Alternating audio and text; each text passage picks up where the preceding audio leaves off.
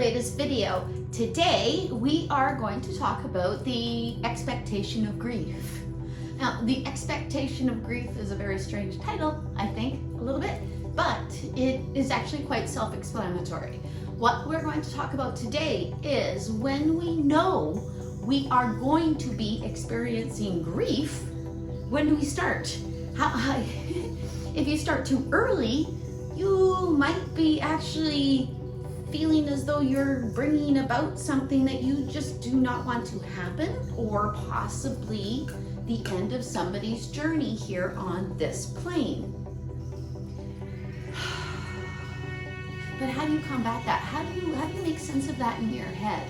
How do you look at the idea that quite possibly you could be losing someone you love and still be okay with that idea? Golly sakes, this isn't going that far.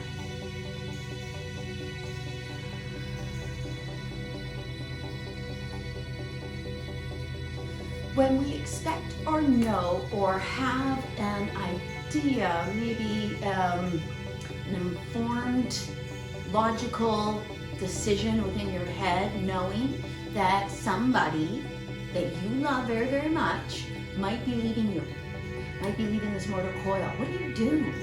Do you actually move into that expectation and start to wallow or grieve before they've even left? Do you stay positive and hope they don't go? Do you put your fingers in your ears, put your hands over your eyes, and just pretend nothing's happening? What do you do when the expectation of grief is actually in front of you? Well, you can look at what the grief would mean to you.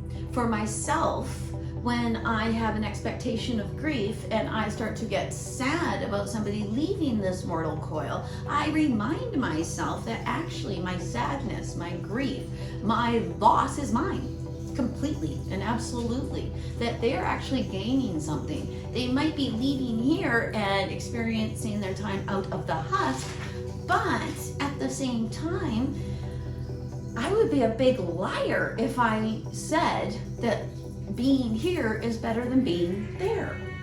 Because in my experience, the way I've been told and the way that people on the other side communicate with me, unless each and every one of them is telling me a big old lie, it's kind of a better place to be. It's a place with higher understanding, more empathy, where the everyday things that we worry about every darn day here that we distract ourselves with are actually disappearing, gone. So one would think that if you know someone you love that is going to get to experience this, you would be actually happy for them. But that's not how we feel. We actually feel incredibly sad for us and incredibly sad for them. So very, very, very often when somebody crosses over, all we can think about is all the things they're going to miss now that they're gone. But that is entirely untrue. They actually see everything that is experienced by you if they're watching you, and most likely they are if you guys love each other. So they don't actually miss anything. In fact, they gain a higher perspective of everything. And the actual feeling and ideas behind what you are experiencing is what they experience the most. The distractions are no longer there. How does that make you feel any better when you can't hug them anymore? How does that make you feel any better when you can't hold their hand in your hand? Because you're a physical being.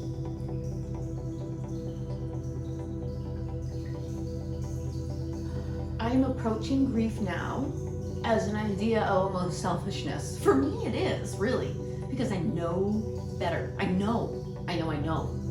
And to wallow in grief over somebody actually getting to leave their husk is almost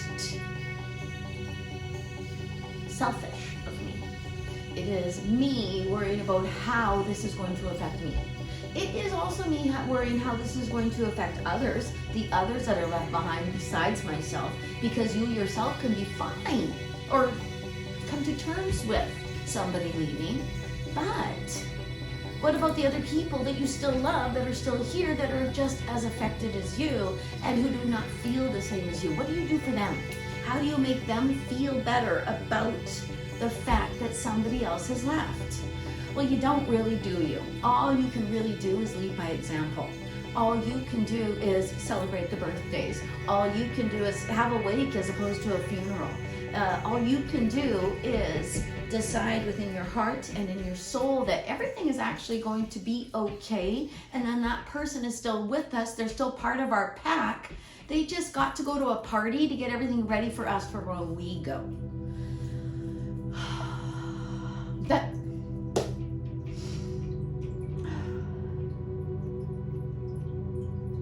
It's all logical. That's all mind. That doesn't address the emptiness that you might feel, that in your heart chakra of the fact that they will not be there any longer in the same form that they are there now. And the only thing that comes to mind when I say those words is that is something we have to come to terms with.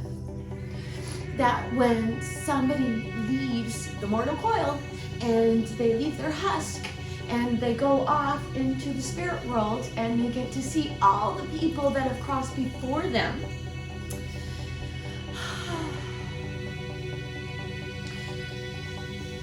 that your loss is genuine, your loss is real, and your loss is huge inside of you. And sometimes the only way to come to terms with the loss is to see the gain, or to see the perspective of somebody else, to walk a mile in their shoes. And for most folks who cross over, they cross over because there was pain and suffering, or they cross over because it was their time too. And they cross over because that's the way it was meant to be. And God, that sucks, doesn't it? There's so many things that we have control over, and this is not really one of them. We cannot control when we lose our loved ones, but we can control the reaction we have to that loss. And acknowledge your grief. Move into your grief.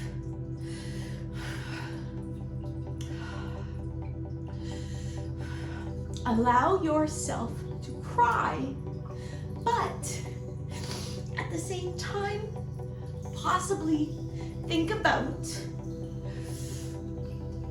who it is you're crying for, what it is you're crying over, and what in fact is making you cry. Because it's the loss, obviously, and it's the loss for you. So because it's the loss for you, because the feelings are all inside of you, you actually do have control of them. You don't have control over what's happened, but you do have control over the reaction you are having.